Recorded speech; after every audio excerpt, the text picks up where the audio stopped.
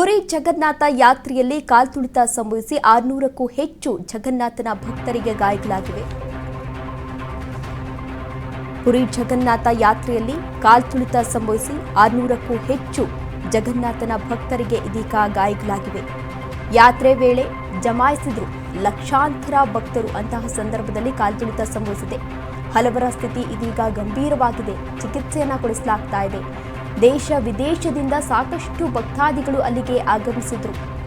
ಪುರಿ ಜಗನ್ನಾಥ ಯಾತ್ರೆಯಲ್ಲಿ ಕಾಲ್ತುಳಿತ ಸಂಭವಿಸಿ ಇದೀಗ 600ಕ್ಕೂ ಹೆಚ್ಚು ಜಗನ್ನಾಥನ ಭಕ್ತರಿಗೆ ಗಾಯಗಳಾಗಿವೆ.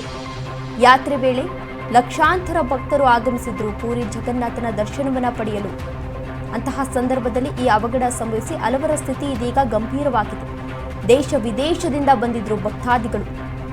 ಇದೀಗ ಕಾಲ್ತುಳಿತ ಸಂಭವಿಸಿ 600ಕ್ಕೂ ಹೆಚ್ಚು ಭಕ್ತಾದಿಗಳಿಗೆ ಗಾಯ ಆಗಿದೆ. ಎಷ್ಟು ದೃಶ್ಯಾವಳಿಗಳಲ್ಲಿ ಗಮನಿಸ್ತಾ ಇರಬಹುದು.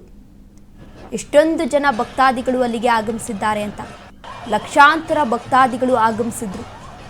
ಪುರಿ ಜಗನ್ನಾಥ ದೇವಸ್ಥಾನದಲ್ಲಿ ಏನು ರಥೋತ್ಸವ ನಡೀತಾ ಇದೆ, ಈ ರಥೋತ್ಸವಕ್ಕೆ ಲಕ್ಷಾಂತರ ಭಕ್ತಾದಿಗಳು ಇದೀಗ ಆಗಮಿಸಿದ್ರು. ಅಂತಹ ಸಂದರ್ಭದಲ್ಲಿ ಕಾಲ್ತುಳಿತ ಸಂಭವಿಸಿದೆ. ಈ ಹಿಂದೆಯೂ ಕೂಡ ಸಾಕಷ್ಟು ಬಾರಿ ಹಲವು ಕಡೆ ಕಾಲ್ತುಳಿತ ಪ್ರಕರಣಗಳು ಸಂಭವಿಸಿದ್ದು. ಈ ಹಿಂದೆ ಪ್ರಯಾಗ್ರಾಜ್ನಲ್ಲೂ ಕೂಡ ಕಾಲ್ತುಳಿತ ಸಂಭವಿಸಿತು. ಮೌನಿ ಅಮಾವಾಸ್ಯೆ ಎಂದು ಕಾಲ್ತುಳಿತ ಸಂಭವಿಸಿ ಈಗಾಗಲೇ ಸಾಕಷ್ಟು ಮಂದಿ ಸಾವನ್ನಪ್ಪಿದ್ರು. ನಂತರ RCB ಸಂಭ್ರಮಾಚರಣೆ ಏನು ನಡೀತಿತ್ತು ಅಲ್ಲೂ ಕೂಡ ಈಗಾಗಲೇ ಕಾಲ್ತುಳಿತ ಸಂಭವಿಸಿ 11 ಮಂದಿ ಸಾವನ್ನಪ್ಪಿದ್ರು. ಅದರ ಬೆನ್ನಲ್ಲೇ ಇದೀಗ ಪುರಿ ಜಗನ್ನಾಥ ಸನ್ನಿಧಿಯಲ್ಲಿ ಈ ರೀತಿ ಘಟನೆ ನಡೆದಿದೆ. ಸೆಕ್ಯೂರಿಟಿ ಇರಲಿಲ್ವಾ ಎನ್ನುವ ಪ್ರಶ್ನೆ ಇದೇ ಸಂದರ್ಭದಲ್ಲಿ ಎದುರಾಗ್ತಾ ಇದೆ.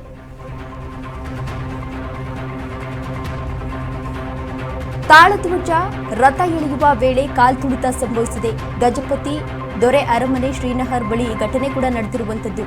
ಭಗವಾನ್ ಬಲಭದ್ರನ ರಥ ಎಳೆಯಲು ನೂಕಾಡಿದ್ದಾರೆ. ತಾಳಧ್ವಜ ರಥದ ಪವಿತ್ರ ಹಗ್ಗ ಹಿಡಿಯಲು ಸಾಕಷ್ಟು ಮಂದಿ ಆಗಮಿಸಿದ್ರು. ಭಕ್ತರು ಏಕಾಏಕಿ ನುಗ್ಗಿದ್ದರಿಂದ ಕಾಲ್ತುಳಿತ ಸಂಭವಿಸಿ 600ಕ್ಕೂ ಅಧಿಕ ಭಕ್ತರು ಅಸ್ವಸ್ಥಗೊಂಡಿದ್ದಾರೆ. ಹಲವು ಭಕ್ತರಿಗೆ ಸಣ್ಣ ಪುಟ್ಟ ಗಾಯ ಆಗಿದೆ.